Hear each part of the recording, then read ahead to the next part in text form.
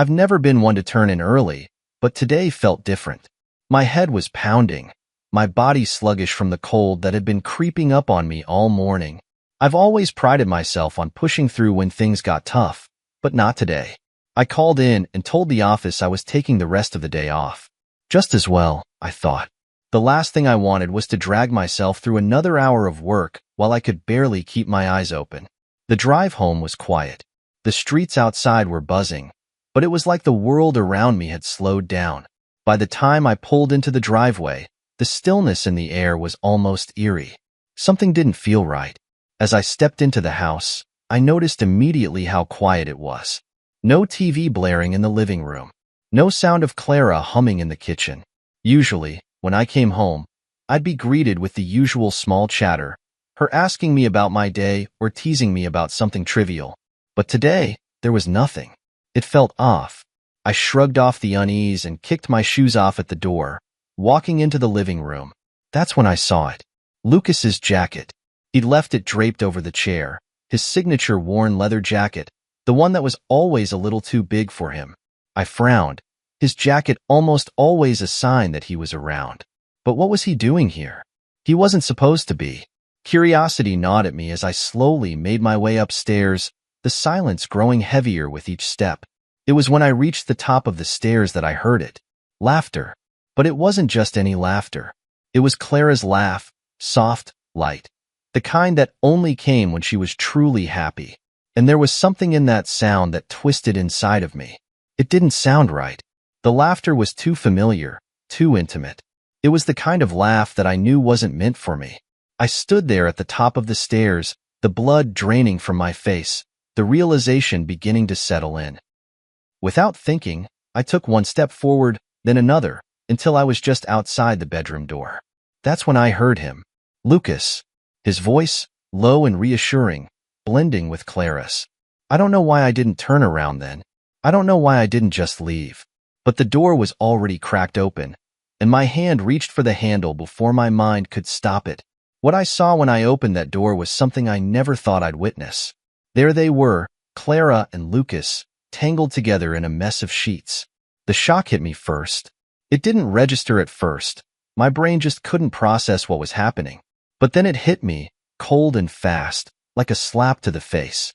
They both froze when they saw me standing there, the image of their betrayal searing into my mind.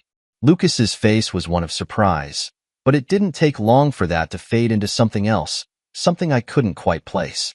Clara, on the other hand, just stared at me, her eyes wide in panic, her face pale. I stayed silent, taking in the scene before me. I felt the rage building inside me, but it wasn't anger I was feeling. It was a sickening sense of betrayal, a feeling that made my body numb. Without saying a word, I stepped back out of the room. My hands were shaking as I reached into my pocket for my phone. I didn't trust myself to speak. Not yet. I didn't want to say something I couldn't take back. Instead, I recorded the entire scene. Lucas, Clara, everything. Once the video was saved, I did what I knew would hurt them the most. I sent it to Clara. I didn't know what I was expecting, but when I hit send, it was like a weight lifted. There was nothing left to hide. The truth had been exposed. I didn't wait for a reply. I didn't need one. What could she possibly say at this point? The phone buzzed in my hand, but I didn't look at it. There was no need. It was done. I wasn't going to beg. I wasn't going to plead for an explanation. This was the end. There was no coming back from this. And for the first time in what felt like forever, I felt free. Growing up with Lucas wasn't easy. We were twins, but we couldn't have been more different. He was the fun one, the life of the party, the one who could charm his way out of anything. Me? I was always the one who got the good grades, the steady job, the quiet life. It was always a competition, even though we never really talked about it. It was like an unspoken thing that loomed over us, a silent rivalry that we both pretended didn't exist, but deep down, we both felt it. As kids, we'd compete over everything. Who could run faster? Who could throw a football farther? Who could do the most push-ups? Our parents always praised me, pointing out how I was the responsible one, the one they could count on. Lucas, on the other hand, was the charming troublemaker, the one who could talk his way out of any mess he got into. And somehow, he always got away with it. It wasn't that I resented him, at least not consciously. But the comparison was always there, hovering in the background. I wanted to be the one praised. I wanted to be seen as more than just the dependable twin. But Lucas had this way about him. He could make everyone laugh, could make them feel good about themselves, and people were drawn to him like a moth to a flame. Meanwhile, I just did what was expected of me, never asking for anything in return. As we got older, the rivalry didn't fade, it shifted. I found success in my work, building my career, my family, and my future. But Lucas? He coasted through life, never really settling down, never really making anything of himself. Yet he had a way of slipping into everyone's life, charming them, and making them forget all the times he disappointed them. I watched it happen with my friends, my colleagues, and even my girlfriends. There was always this tension between us, like he was taking what was mine without even realizing it. And then there was Emma. Emma and I had been together for a few years before things started to go sideways. She was kind, smart, and had a laugh that made me feel like I was the only person in the world who mattered. We'd been through our ups and downs, but I always thought we were solid. That is, until Lucas started to spend more time around us. At first, I didn't think much of it. I was used to Lucas being around. He was always there, always involved in whatever I was doing. But slowly, I began to notice the subtle changes. At family dinners, Lucas would always sit a little too close to Emma, laugh a little too loud at her jokes. He'd always find a way to be the last one to leave, lingering just a bit longer when it was time to say goodbye. I brushed it off, thinking it was just Lucas being himself, charming, charismatic, and a little too comfortable. But deep down, I knew something wasn't right. I remember the first time it hit me. We were all at a gathering at my parents' house, sitting around the kitchen table like we always did. Lucas was cracking jokes, making everyone laugh, and Emma was sitting next to him, laughing a little too hard. I caught her eye for a split second, and I saw something in her that I couldn't explain. It wasn't just amusement. It was something else, something I didn't want to acknowledge. A connection, an attraction. It didn't sit right with me, but I didn't say anything. I didn't want to be that guy, the one who accused his brother of something he wasn't sure of. But that night, I couldn't stop thinking about it. The way they looked at each other. The way Emma's gaze lingered just a moment too long. The way Lucas leaned in closer, laughing in that way that made everyone else around him feel special. I told myself I was overthinking it. After all, this was Lucas we were talking about. He had a knack for making everyone feel like they were the center of his world. But there was something else going on, something that I couldn't quite place, and it nagged at me for days after. Every time I saw Emma and Lucas together, that knot in my stomach grew tighter. In a world where I'd often felt overshadowed by Lucas's larger-than-life presence, Emma's support and affection were like a breath of fresh air. She was everything I wanted in a partner. Intelligent, kind, beautiful, but most importantly, she saw me for who I was, not as the brother of Lucas, but as Noah, someone worthy of her love and respect. I didn't have to compete for her attention. She chose me. That meant everything to me. But Lucas, well, he always had this charm that no one could resist. He never had to try. People were drawn to him, effortlessly. I watched as he did the same thing to Emma. At first, it was subtle.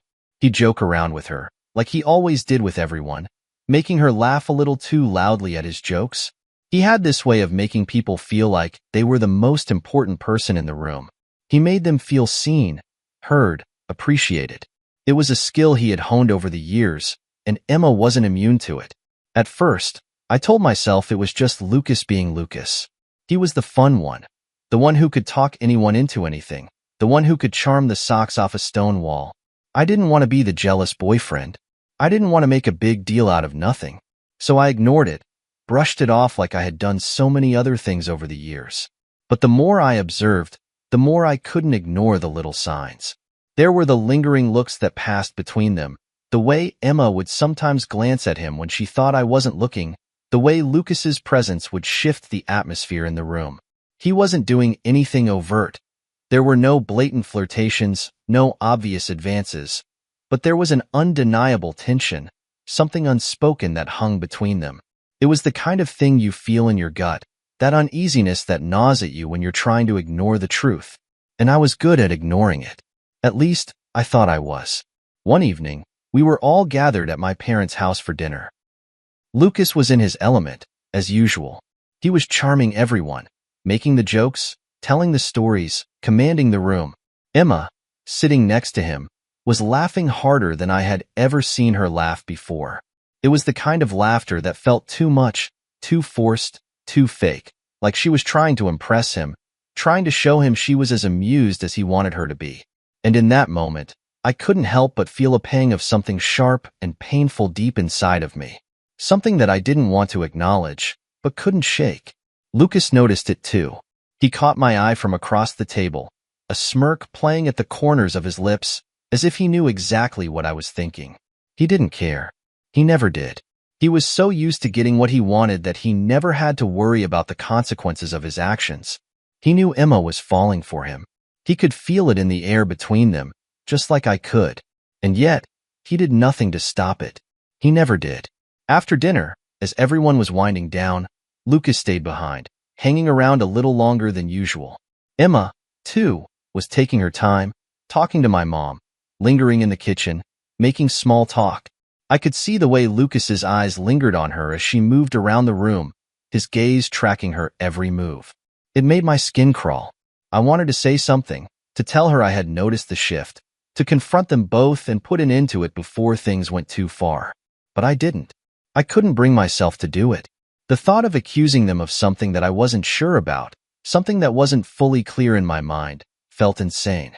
And yet, the feeling wouldn't go away. The knot in my stomach tightened, and I found myself retreating to the other room, trying to find some peace in the chaos of my thoughts. It wasn't until later that night, when Emma and I were alone, that I finally gathered the courage to speak up. "Emma," I said, my voice hesitant, "I've noticed, I don't know, something between you and Lucas."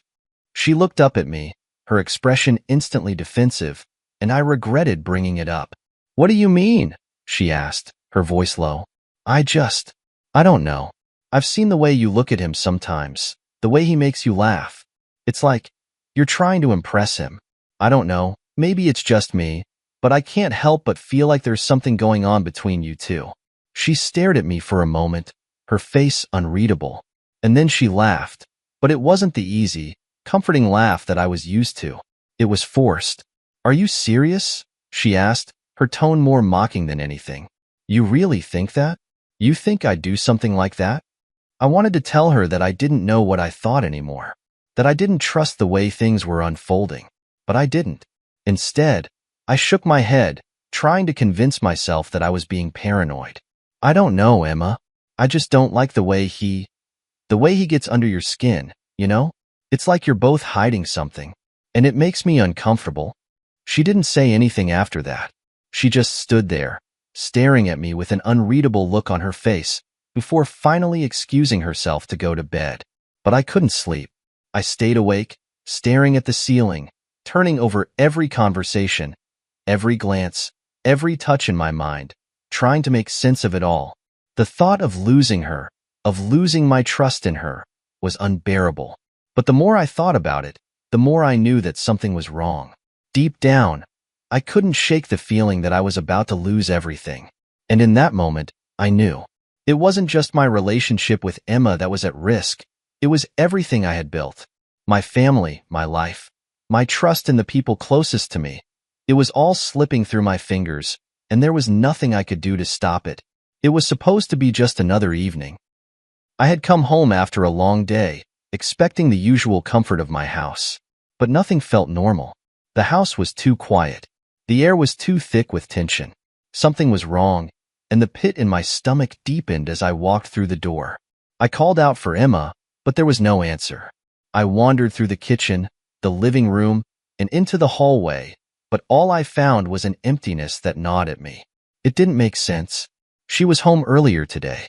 We had plans to relax, to have a quiet night together.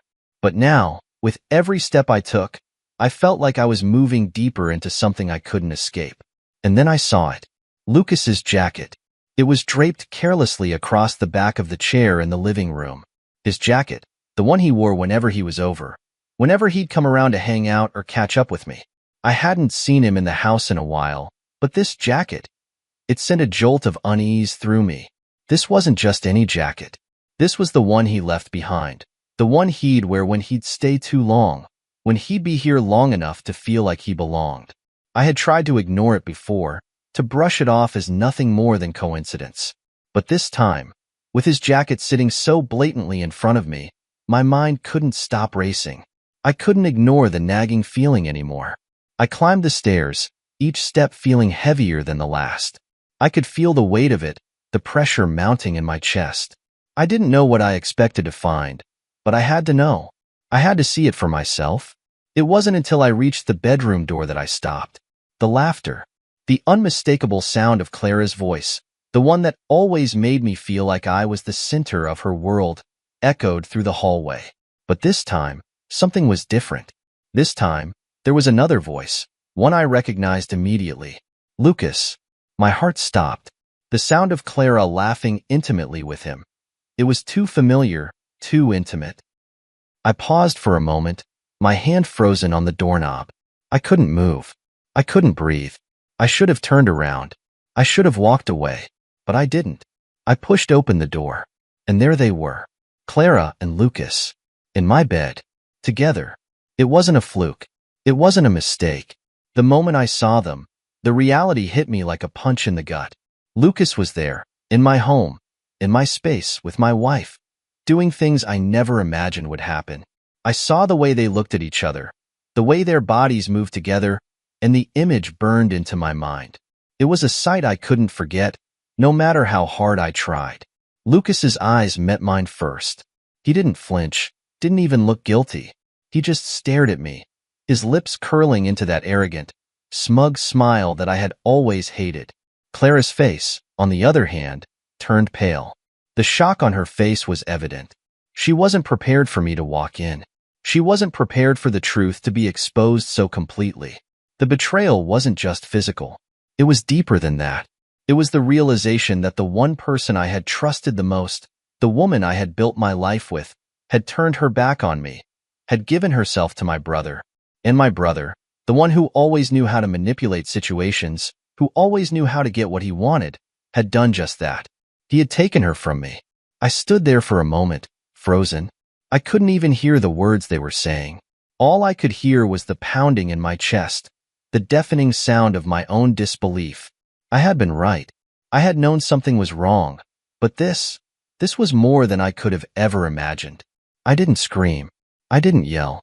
I just stared at them, taking in the scene, watching them try to piece together their excuses. But I couldn't bring myself to listen. I couldn't stomach the lies. Without saying a word, I reached for my phone. My hands were steady, even though my mind was racing. I wasn't going to let this go. I wasn't going to let them walk away without facing the consequences of their actions. I recorded the entire thing. I wasn't just dealing with Clara's infidelity. I was facing the truth about my brother.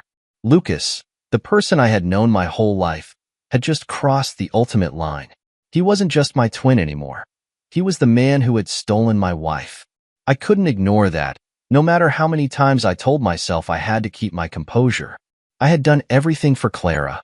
I had been the husband she asked for, the partner who supported her dreams, the one who had given up so much just to build a life together.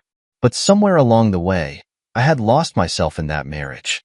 Somewhere between the routines, the promises, the daily grind. I lost the man I was before I met her. And now, I was watching everything crumble around me, all because of Lucas's charm and Clara's weakness. The phone buzzed again, a new message from Clara. I hesitated before opening it, knowing that once I did, I'd never be able to take it back. Please, Noah, we need to talk. This is a mistake. The words felt like a slap in the face. A mistake. That was how she was framing it. As if everything that had led up to that moment, the stolen moments, the flirtations, the secrecy, could be reduced to one mistake. How could she minimize everything like that? How could she try to erase the fact that my brother had taken what was mine, that she had let him? The frustration was burning inside me, but I refused to let her see it. I wasn't going to beg her to explain herself. I wasn't going to listen to the sob stories, or the explanations she had no doubt rehearsed for hours. It was over.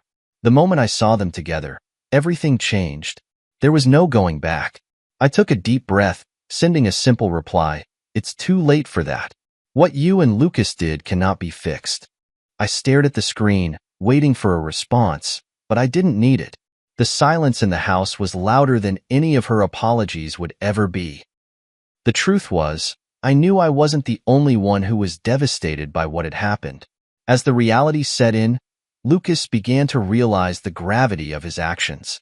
His call came in the early hours of the morning, the one I had expected but didn't want to answer. The phone rang 3 times before I picked up, knowing I couldn't avoid it forever. "Bro," Lucas said, his voice tight, almost shaky. It was the first time I had heard him like that. "I didn't mean for this to happen. I messed up." I didn't respond immediately. The audacity of his words, the casualness with which he'd thrown them at me, infuriated me. How could he say it like that? How could he act like this was just some simple mistake? He didn't see it. He didn't understand how deeply this cut. It wasn't just about Clara and him. It was about me, about everything I had believed in. "You didn't mean for it to happen?" I finally said, my voice calm but sharp. "You didn't mean to betray me? To destroy everything I worked for?" "I didn't want this, Noah," he said, the desperation rising in his tone. "I swear. But I can't take it back. I can't undo it. I'm sorry, man. Sorry." The word echoed in my mind. It didn't mean anything anymore. It was just another empty apology, another way for him to try and weasel his way out of the consequences. He had no idea what it felt like to be on the other side of that betrayal. He had no idea what he had done, how it had shattered everything I had worked for. "Sorry doesn't fix this," I said, my voice hardening. "You and Clara have crossed a line, and I'm done. You don't get to play the victim here, Lucas. Not after what you did." There was a long pause on the other end of the line, and I could almost hear him trying to find the right words. But there were no words. There was nothing left to say. "You don't have to do this, Noah," he said after a while, his voice cracking slightly. "Please. We're brothers. We're family. Don't let this tear us apart." Family. The word hung in the air like a dead weight. He still didn't get it. He still didn't understand that family wasn't something you betrayed, something you took for granted. He had destroyed everything, and now he was asking me to forgive him. "I don't know if we'll ever be brothers again," I said quietly, feeling the weight of the words as they left my mouth. "I don't know if I can ever trust you again, Lucas." I hung up before he could say anything else. There was no point in continuing the conversation. It was over. The silence that followed felt suffocating. I stood there for a while, staring at my phone, trying to process everything. My world had been turned upside down, and I was still reeling from the impact. But there was no going back. I couldn't erase what had happened, and I wasn't going to let it control me any longer. I knew I had to move on. I had to start over, without Clara, without Lucas. I had to reclaim my life, my dignity, my future. But the hardest part wasn't cutting them out. It was facing the truth. The betrayal had cut deeper than I could have imagined, but I was still standing. And that, I realized, was all that mattered. It was the middle of the night when I finally allowed myself to sink into the depths of the silence. My house, once full of shared laughter and the hum of normal life, now felt like a tomb. It wasn't that I missed the noise, God, I wanted peace. But there was an absence now, a void I couldn't quite explain. The echo of Clara's laughter still clung to the walls, mingling with the vision of her and Lucas tangled together in our bed. It wasn't something I could just sweep away. It wasn't something I could pretend hadn't happened. I hadn't spoken to Lucas since the phone call. I didn't intend to either. It wasn't about anger anymore. Anger was a choice. This wasn't about making him feel my wrath. It was about reclaiming control. I was done with the games. I was done pretending that everything could be fixed with a simple apology. And, frankly, I was tired of being manipulated by people who thought they could walk in and out of my life as they pleased. But there was something inside of me that knew I had to confront this head-on. I couldn't keep running from the wreckage, not when I knew I was strong enough to rebuild. I wasn't about to let the people who had broken me define who I was. Not anymore. The phone buzzed on the coffee table, pulling me out of my thoughts. Another message from Clara. I didn't want to open it. I didn't want to hear whatever pitiful excuse she had come up with this time. But I had to know what she would say. I had to face the truth, even if it made me sick. I opened the message. I'm so sorry, Noah. I didn't know how to tell you. I've been confused. I never meant for it to go this far. Please, I need you to understand. Lucas was there for me when you weren't. You've been distant. We've been distant for a while. I just didn't know how to cope.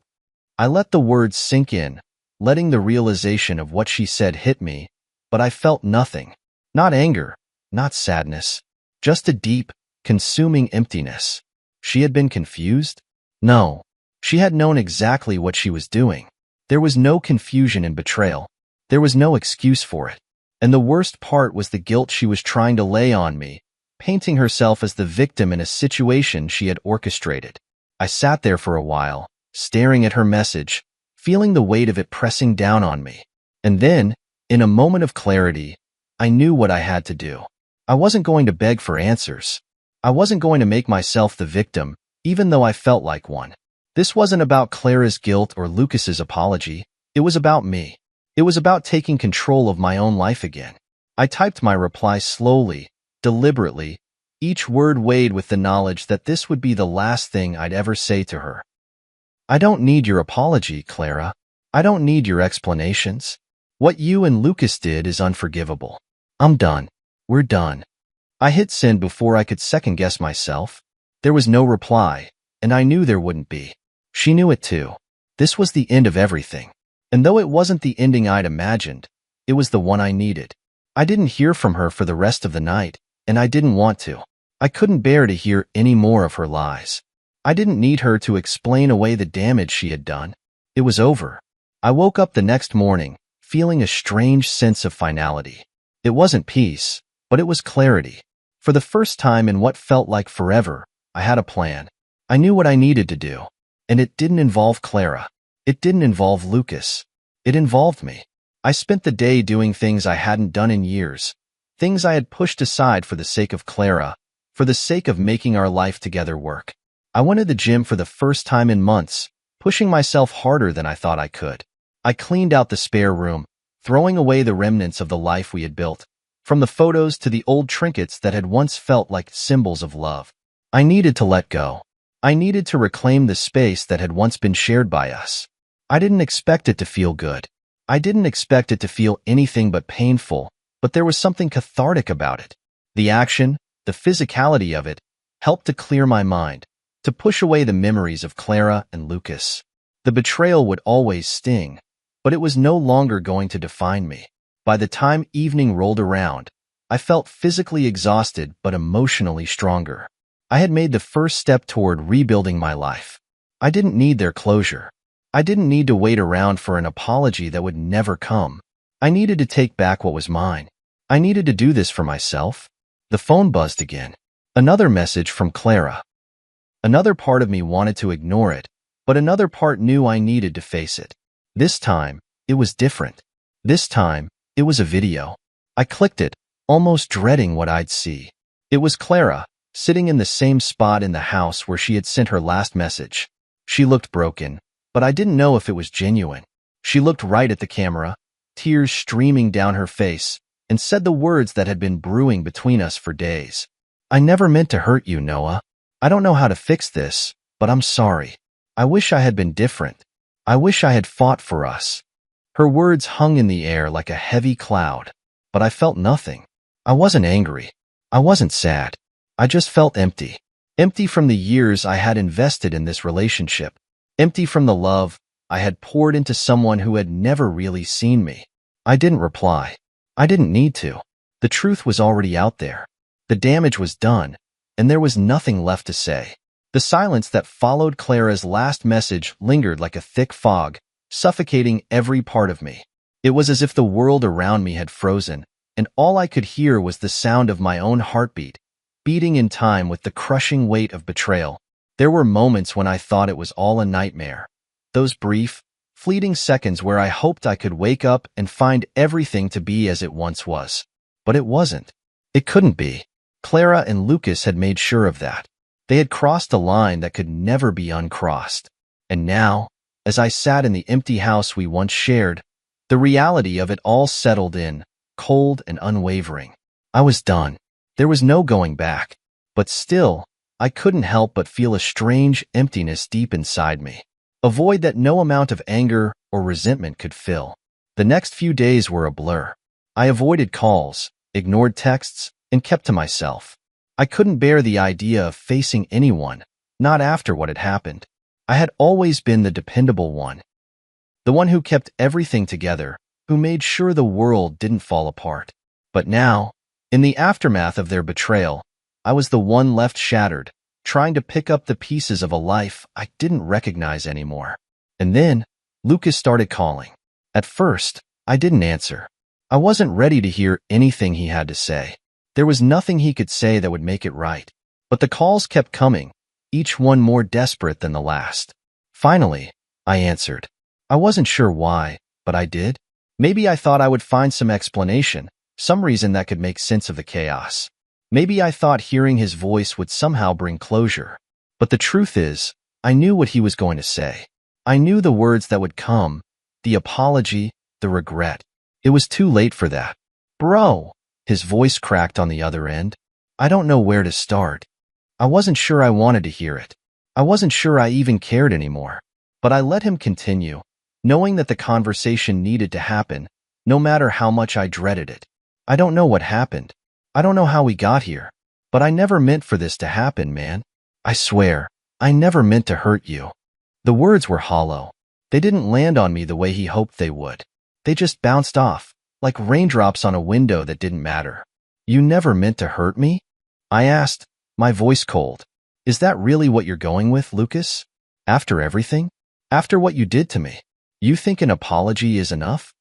He was silent for a long moment. I could hear him breathing heavily, the weight of the situation settling on him. He knew what he had done. He knew that nothing he said could undo the damage. I don't know how it happened, he finally said. But I'm sorry. I'm really sorry, Noah. I'm not asking for forgiveness. I don't want to lose you. You're my brother. You've always been my brother. The words stung, but not in the way they once would have. I didn't feel the familiar sense of camaraderie, the bond between us that I had always taken for granted. No, now, all I felt was the betrayal, the rawness of it all, cutting deeper with every word he spoke. You already lost me, I said quietly, my voice steady despite the turmoil swirling inside me. I don't know if we'll ever be brothers again, Lucas. You crossed a line that I can't forget. I don't know if I can ever trust you again. The silence on the other end was heavy. He knew what I was saying. He knew it was the truth. I'm sorry, Noah, he said again, the words barely a whisper. I really am. I don't know what else to say. But there was nothing left to say. The damage had been done. Words couldn't fix it. Apologies couldn't erase the images in my mind. The images of Clara and Lucas, my wife and my brother, together in a way that no one ever should be. I don't want to talk about this anymore, I said, cutting the conversation short. It's over, Lucas. I hung up, my heart pounding in my chest. I didn't feel relief. I didn't feel satisfaction. I just felt numb. The silence that followed the call was deafening, but it wasn't new. It had been there for days. I couldn't keep doing this. I couldn't keep pretending everything would be okay, that the people I loved would never betray me. It was time to move on, but it wasn't going to be easy. I wasn't sure where to start, but I knew I had to start somewhere. I couldn't keep looking back. I had to rebuild my life, piece by piece, even if the pieces didn't fit together the way they once had. I couldn't allow Clara and Lucas to take any more from me. I couldn't let their lies and their betrayal define me. But as the days passed, and I started to pull myself together, I began to realize something important. The hardest part wasn't moving on. It wasn't the anger or the hurt. It was letting go of the person I had been. I had spent so long trying to be the perfect partner, the reliable one, the good brother. I had sacrificed my own happiness for the sake of others, and I didn't know who I was without them. I had to figure that out, and I was going to.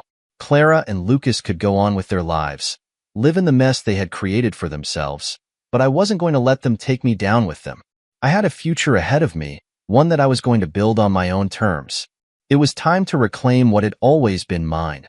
My life, my choices, my happiness. The distance between us, the silence between Clara, Lucas, and me, was only going to grow from here. But that was okay. I was done living in their shadow. I was done letting them define who I was. It was time for me to define myself, and I was ready. The house felt different now. It wasn't just the absence of Clara. It was the absence of everything I had once known, everything I thought I could rely on.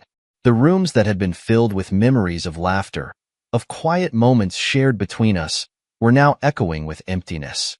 The smell of her perfume still lingered in the hallway, and the reminders of the life we had built together were scattered throughout the house.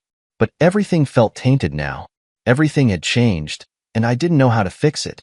But I wasn't going to sit here, mired in grief. I wasn't going to let their betrayal destroy me. The anger that had once burned so fiercely inside me was fading. It was being replaced with something else.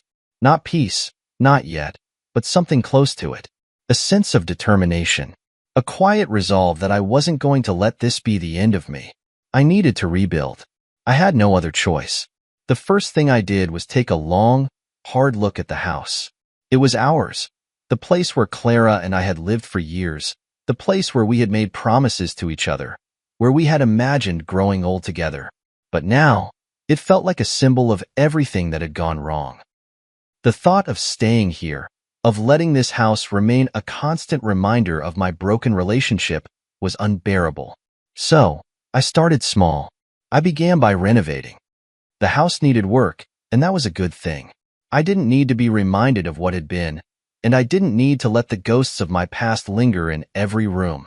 I started with the living room. I stripped away the old furniture, the photos that had been scattered around the walls. I took down the paintings, the trinkets, everything that had once been a part of us. It was a fresh start, and I couldn't keep looking at the remnants of what had been. Every night after work, I would come home and tackle another project. I replaced the furniture, repainting the walls a neutral color. I started with the kitchen, replacing the countertops, the cabinets, everything. It wasn't just about changing the physical space. It was about changing my mindset, about creating something new. I didn't want to feel trapped in the past anymore. There were nights when I sat in the newly furnished living room, staring at the blank walls, wondering what it would take for me to feel like myself again. The pain was still there, gnawing at me. But there was a part of me that knew that the more I worked, the more I focused on rebuilding my life, the more the pain would fade into the background. I wasn't going to let it define me. And as I kept working, something started to shift. I started to feel stronger. It wasn't easy. It wasn't quick. But I began to find myself again. I started doing the things I had put aside for Clara, things I had forgotten about. I picked up my old hobbies, started going for runs again, something I hadn't done in months. I started reading books I had been too busy to enjoy before, the ones that I had shelved years ago. But the hardest part was rediscovering who I was without her, without Lucas, without the life I had built, brick by brick, only to have it crumble in front of me. I was no longer the husband. I was no longer the brother. I was just me, Noah, and I had to figure out who that was. There were times when I would catch myself thinking about Clara, wondering what she was doing, if she was regretting it. But I couldn't afford to keep asking those questions. She had made her choice. The house wasn't the only thing that needed to be rebuilt. I did too, and I wasn't going to let anyone take that from me. I wasn't the same man I was before the betrayal, but I wasn't the broken man I thought I'd become, either. I was stronger than I had ever realized. I was moving forward, one step at a time, and there was a part of me that knew that whatever the future held, I would be ready for it. I wasn't just rebuilding a house. I was rebuilding my life. Lucas didn't know when to quit.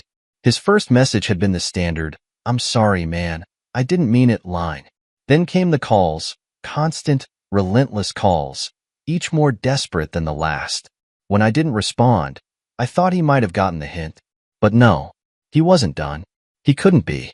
I was at the gym when the next message came through, a short, blunt text that didn't ask for anything but offered what I knew was coming. "I need to talk to you. Please. It's important." I didn't respond. Not immediately. It wasn't that I wasn't curious. It wasn't that I didn't care. No, It was deeper than that. I was done with words. After everything, after seeing them together, after hearing his voice crack with fake remorse, I couldn't listen anymore. The damage had been done. No apology, no matter how heartfelt or convincing, could undo it. The trust had been shattered beyond repair, and I wasn't sure if I could ever see him the same way again. I put my phone on silent and finished my workout. Sweat ran down my back, my arms aching as I pushed myself harder than usual. It felt good to focus on something else, something that didn't involve the mess of betrayal I was sorting through. But the moment I walked out of the gym and checked my phone, I saw another text from Lucas, this one longer, more vulnerable. He was laying it all out now. The guilt, the remorse, the excuses. It felt like too much, too late. I never thought it would come to this, man. I don't expect you to forgive me. I don't deserve it. But I need you to know that I'm sorry. I fucked up, and I can't change that. I can't fix what I broke. But please, don't shut me out completely. I stood in the parking lot, reading the words over and over, the weight of them pressing into me. But there was a part of me that didn't care. I had heard it all before. The tears, the regrets, the empty promises. Apologies didn't change anything. Apologies didn't erase the truth. And the truth was that my brother had betrayed me. He had crossed a line that couldn't be uncrossed. No matter how much he regretted it now, there was no going back. I took a deep breath and, for the first time, responded, "It's too late for that, Lucas. What you did can't be undone. I'm done. I don't need your apology." I sent the message, then turned off my phone. I didn't want to hear from him again. I didn't want to listen to any more excuses, any more pleas for forgiveness. It was over. But still, I knew it wasn't really over. The hurt, the anger, the betrayal, it all lingered, like a weight I couldn't shake off. It wasn't just Lucas I was angry at. It was Clara too. How could she have done this? How could she have let it go this far? What had she been thinking when she allowed him into our lives like that? And what kind of woman, what kind of person, does something like that to someone they claim to love? I wasn't sure if I could ever trust anyone again. Not after this. Not after seeing how easily the people I trusted could turn their backs on me. And yet, somehow, the days passed. Time moved forward, dragging me along with it. I hadn't heard from Clara since I sent that last message. There was no apology from her. No explanation. Just silence. And for once, I didn't mind it. It was a relief. No more lies. No more manipulation. She had made her choice, and so had I. There was nothing left to say. But as the silence stretched on, I found myself wondering what came next. What was the point of all of this? What had I really learned? It wasn't the betrayal. No. It was how easily people can walk out of your life and never look back. How quickly someone you trusted can betray you. And how, in the end, you have to pick up the pieces. How you have to rebuild from the wreckage of everything you thought was solid, everything you thought was real. And the worst part? The hardest part? It wasn't even the loss of Clara. It was the loss of Lucas, the one person who should have been there for me, the one person who should have had my back, no matter what. But now, that bond was gone. The trust was gone. The brotherhood was gone. The days turned into weeks, and the distance between Lucas and me grew wider. There was no communication, no attempts to fix things, just silence. But it wasn't just from him. It was from everyone. I had pulled away from everyone, from everything that reminded me of the past. But one thing I knew for sure, I wasn't going to let the pain define me. I wasn't going to let this broken chapter of my life control the rest of my story. And so, I started to focus on what came next. I began setting goals for myself, small ones at first. I didn't want to rush into anything. I didn't want to force myself to heal before I was ready. But slowly, the healing started. It started with little steps, things like finally tackling the list of tasks I had put off for so long. Things like getting back into the hobbies I had abandoned. The things that had once made me happy before everything had fallen apart. And it wasn't easy. It wasn't comfortable. But it was necessary. And with each day, with each small change I made, I began to feel like myself again. But even as I worked on rebuilding, I couldn't help but feel the distance between Lucas and me grow. The anger I had once felt began to fade into something else, something colder, something final. The truth was, I didn't need Lucas anymore. Not like I had once thought I did. And the more I thought about it, the more I realized that I had been carrying the weight of other people's mistakes for far too long. And for the first time in a long while, I wasn't angry anymore. I wasn't sad. I was just done. Done with the past. Done with the people who had let me down. Done with the betrayal. I was moving on. As days turned into weeks and weeks into months, I began to realize that the pain wasn't something that could be erased overnight. It wasn't something that would vanish just because I decided to let go. The betrayal, the hurt, the anger, they all still lingered, just below the surface, threatening to rise up again. But I had learned something important in the time that had passed. It wasn't about forgetting the pain. It was about learning to live with it, to let it be a part of the past where it belonged, without allowing it to dictate my future. It wasn't easy. Not by a long shot.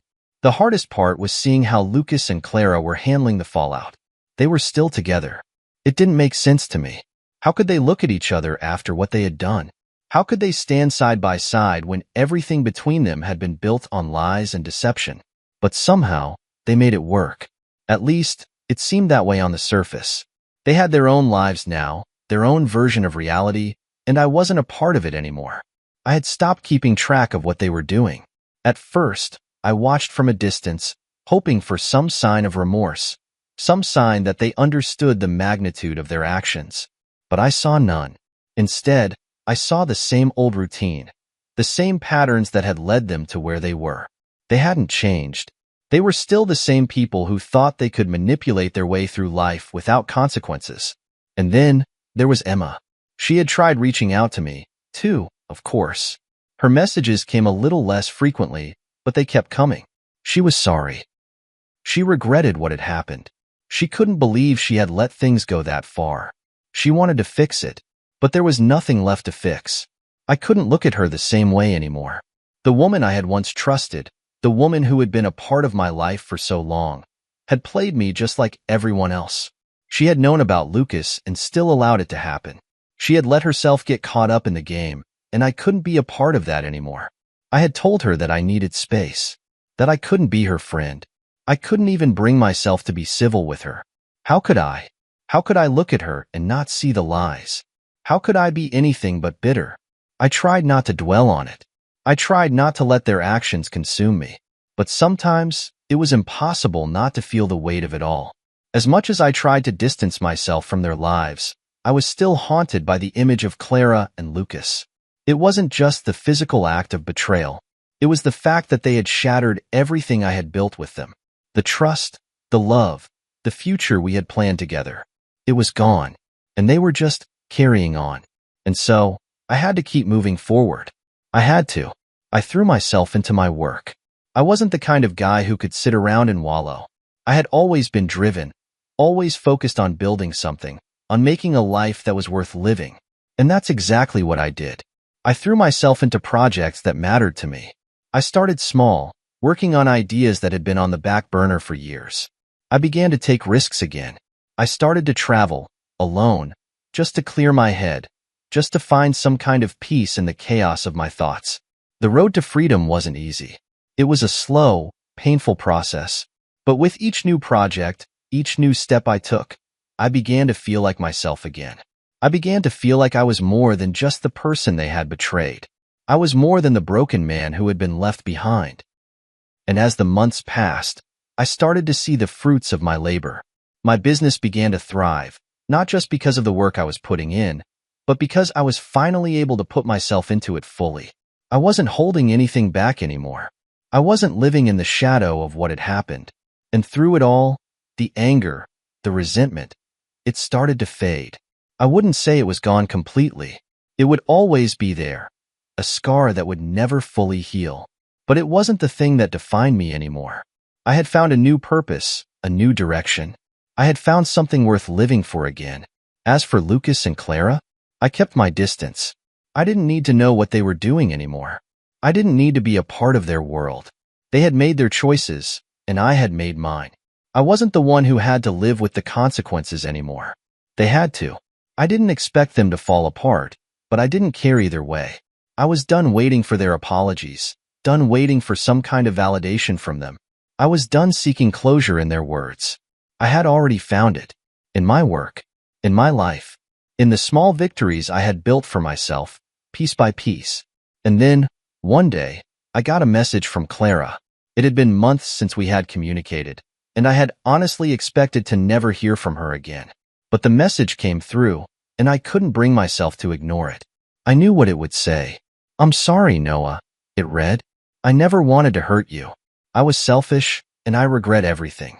But I need to tell you this, I'll always love you." I stared at the screen, feeling the weight of her words. But this time, there was no anger in me. There was no bitterness. There was just nothing. Her love wasn't enough anymore. Her apology wasn't enough. I sat with it for a while, thinking about how far I had come, thinking about how much I had changed. And in that moment, I realized that her message didn't matter. I had already moved on. I deleted it, like I had deleted all the other messages from the past. And I went on with my day, knowing that I was free. Free from them. Free from the past. And for the first time in a long time, I felt light. It had been almost a year since everything fell apart. A year since I found Clara and Lucas together. A year since my world was ripped apart, leaving me with nothing but the shattered remnants of what I thought was my life. But in that year, something unexpected happened. I started to rebuild. Not just the house, not just my career, but myself. And slowly, day by day, I began to realize that I wasn't defined by their betrayal. I was defined by how I rose above it. The truth was, the hardest part wasn't letting go of Clara or Lucas. It was letting go of the idea of who I thought I was. For years, I had lived for them, for their approval, for their love, for their companionship. I had built my identity around being the reliable one, the steady one. But when that was ripped away, I was left with a question I wasn't prepared for. Who was I without them? At first, I didn't know how to answer that. I didn't know where to begin. I had spent so long in their shadow, trying to be the person they needed me to be, that I forgot who I was before. But as the months passed, and I started focusing on myself, I realized something important. I was stronger than I had given myself credit for. It wasn't easy. The nights were still long, filled with memories of the life I had lost, and I often found myself battling the ghosts of Clara and Lucas, the things they had said and done. But eventually, I learned to look at the past for what it was, a chapter that had ended, a part of my story that no longer defined me. I had started seeing a therapist a few months after everything blew up. At first, I thought it was a waste of time, something I didn't need. But as I began to, I took my time, focusing on the connection I felt with someone rather than the idea of getting back out there or moving on. I wasn't ready for anything serious yet, but I was learning to enjoy the process of getting to know someone without the weight of my past holding me back. But what surprised me the most was how comfortable I began to feel in my own skin again. I started enjoying my own company, something I hadn't done in years. The pain of the past still lingered, but it wasn't as sharp as it used to be. I had started to make peace with it, and that was liberating in ways I hadn't expected. Through all of this, I learned something crucial. Healing doesn't happen on anyone's timeline but your own. I had spent so much time trying to rush through the pain, trying to skip over the hard parts, but I learned that it was all necessary. The pain was a part of my story, but it didn't have to define the rest of my life. And then, one day, I got a call from Clara. It had been months since I had last heard from her, and when I saw her name pop up on my phone, I hesitated. I knew what she would say. I knew it would be another apology, another attempt to fix what couldn't be fixed. But for the first time, I wasn't afraid to answer. I wasn't afraid to hear her voice. "Hi, Noah," she said softly, her voice trembling slightly. "I know it's been a while, and I know I don't deserve to ask anything of you, but I wanted to let you know that I'm doing better. I've been working on myself, trying to be a better person." I listened quietly, taking in the words, but I didn't feel the anger that once consumed me. I didn't feel the need to lash out or demand answers.